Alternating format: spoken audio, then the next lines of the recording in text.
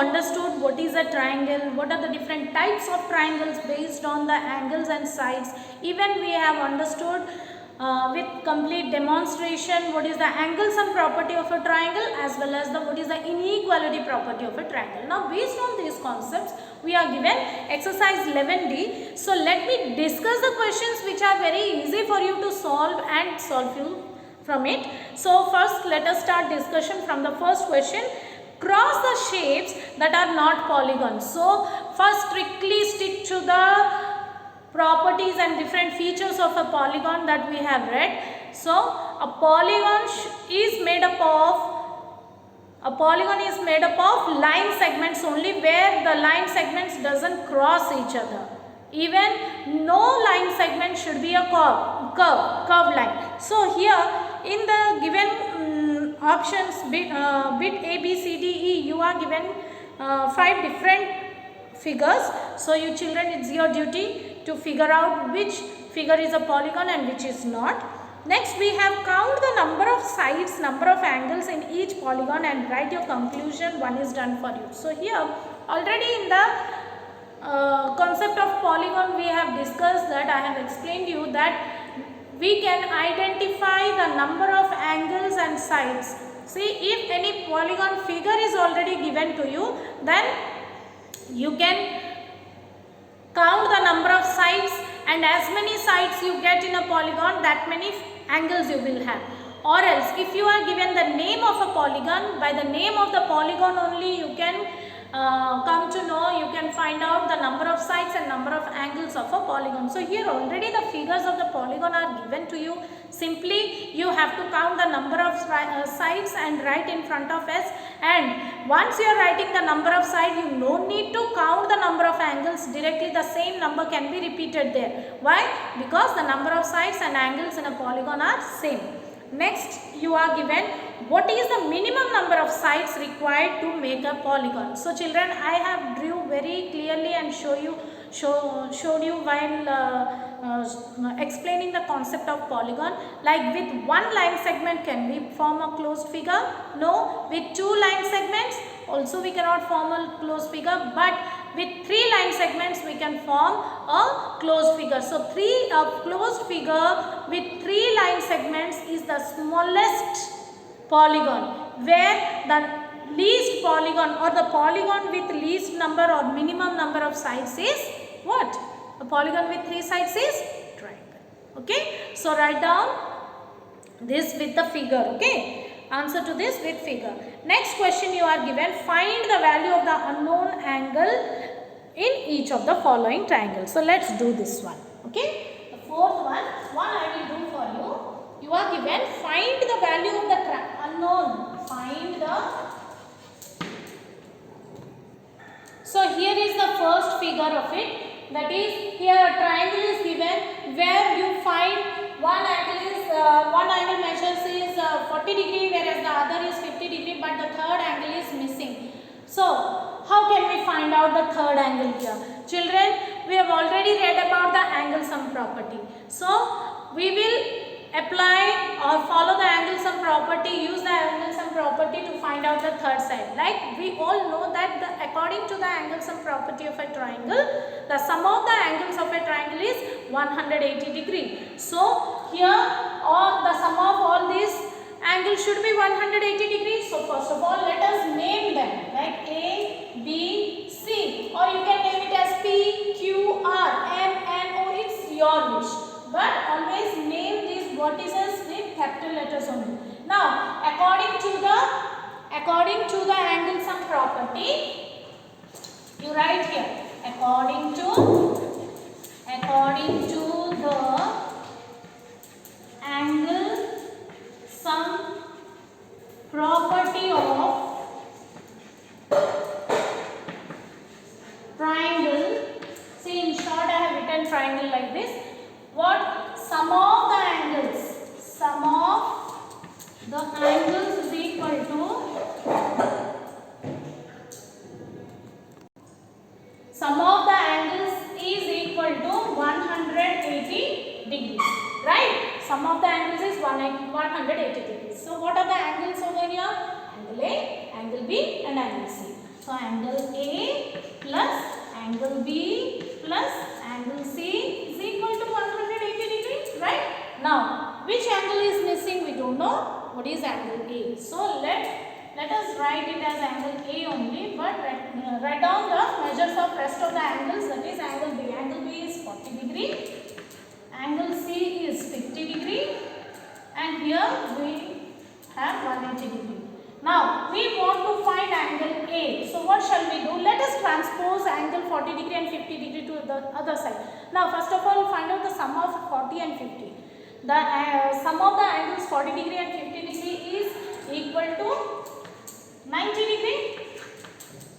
This is equal to 180 degree. I am continuing here. So, by transposing 90 degree to RHS, what we get? Angle A is equal to 180 degree minus 90 degree. Understood? Next we have to subtract 180 degrees minus 90 degrees, 90 degrees. So the measure of angle A is 90 degrees. So here it should be 90 degrees. Now if you want to check, you can check 40 degree plus 50 degree is 90 and another 90. They all sum together to 180 degree. Understood? For rest of the two triangles given in question number 4, you have to follow the same procedure. Understood? Children, let us proceed to the next question. The next question is, can a triangle have these side lengths? So children, this question is based on the second property of the triangle, that is the inequality property of the triangle. What does it say? That always the sum of any two sides of a triangle should be more or greater than the third side, right? So here three measurements of the lengths of three sides is given to you, and you have to check whether the sum of any two sides of the triangle is greater than the third side or not. Suppose I have roughly drawn a figure using these line segments. Now let us check. Let us add PQ and PR. Sum of PQ and PR. Sum of PQ and PR should be greater than QR. So let us find the sum. PQ is, length of the side PQ is 4 cm, whereas the length of side PR is 7 cm, and the sum of these two sides is 4 plus 7 is 11 cm, which is greater than the length of the third side is QR. Right, it is greater than QR. How much is QR? QR is 3 cm. So 11 cm is greater than 3 cm. Okay, this one part is satisfied here. Now let us move to the other two sides. So as we have already found the sum of these two sides, now let us find the sum of PR and QR. So sum of PR and RQ. Yes. What is the sum of PR and RQ? It is 7 cm plus 3 cm. That is equal to 10 cm. Yes, 10 cm is more than the measurement of length of side PQ, isn't it? So here it is. Here also it is satisfying, where PQ is 4 cm. Now let us come to the other two sides. The other two sides are PQ and QR. Sum of the side PQ and QR. Yes, how much it is? PQ is 4 centimeters, whereas QR is 3 centimeters, and it is equal to 7 centimeters. Yes, it is more than the third side? The sum of PQ and QR is more than third side? No, it is equal to the third side. It is equal to the third side. What is the third length of the third side? It is 7 cm. It is PR, the side PR. PR is 7 cm. So here the first two conditions are satisfying. The first two cases are satisfying the condition for the inequality property of the triangle. But whereas in the third case, we are getting the sum of any two sides is equal to the third side, which is the condition. This condition is not satisfying the inequality property of triangle. So children, this triangle is not possible. Therefore, the triangle is not possible. Okay, so this is the property which is satisfying. This one is also satisfying, but this one is not satisfying. Understood? So children, you have to follow the same procedure to solve the rest of the two bits given, bit B and C. So you just follow this method and check whether the sum of the two angles is greater than the third angle or not. The next question, we have question number 6.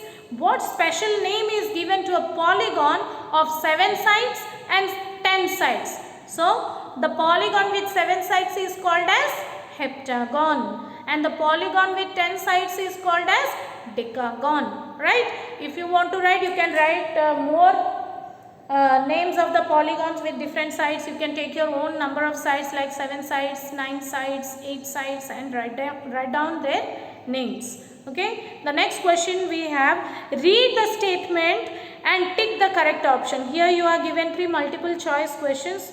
The first one is, which of the following set of angles represent the right angle triangle?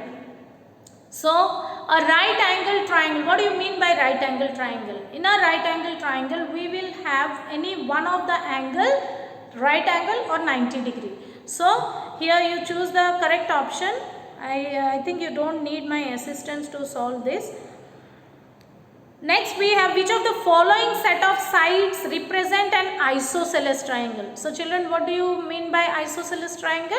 An isosceles triangle is a triangle in which any length of any two sides is are equal. Okay, so here the measures of sides of 3 different triangles is given to you. You just find out which of the triangle can be considered as a isosceles triangle. Next we are given an equilateral triangle has 2 of its sides 10 cm and 10 cm. Then what is the length of the third side? So equilateral triangle means it's a triangle that has the length of the sides, all the 3 sides length will be same. So now you can guess, if the first and second length of the first and the second side is 10 centimeters each, then the third side will also be same as the first and second, right? Next we are given question number 8. Draw an equilateral triangle, a scalene triangle and an isosceles triangle using the dot grid. So one I will do for you and the other 2 you have to do. Children, in the next question, question number 8, you are given, draw an equilateral triangle, an isosceles triangle and a scalene triangle in the given dot grid, right? So here one I am drawing and showing to you all.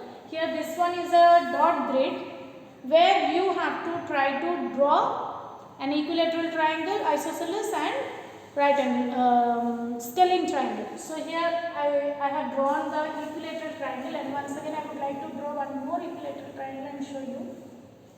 So here you see, suppose you are taking this point, right?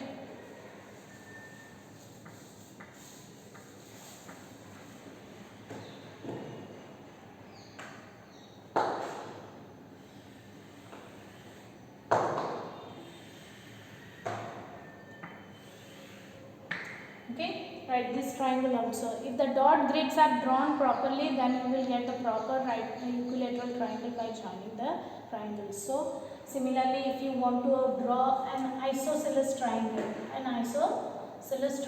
so you can take, join like this. Here 1, 2, 3 dots. Here also 1, 2, 3 dots, and this, where the measures of these 2 sides will be same. Scalene triangle, if you want to draw, you can draw like this. Okay, so all these I have drawn in one dot grid, but you have to draw into 3 different dot grids. So children, if you want to draw, you will get paper printout. You can collect it from the stationery bookstores, where you get the papers where we will having this dot grid. So if you want to find out, you buy that dot grid paper, or you can draw dots in your geometry notebook and draw these figures. If you will draw the dots properly, then only you can draw the figures accurately, otherwise the figures will not be accurate. So children, I think you understood how to solve the sums of exercise 11D. So you complete them. Whatever the doubts will be there, we will discuss in the online class. Okay, thank you.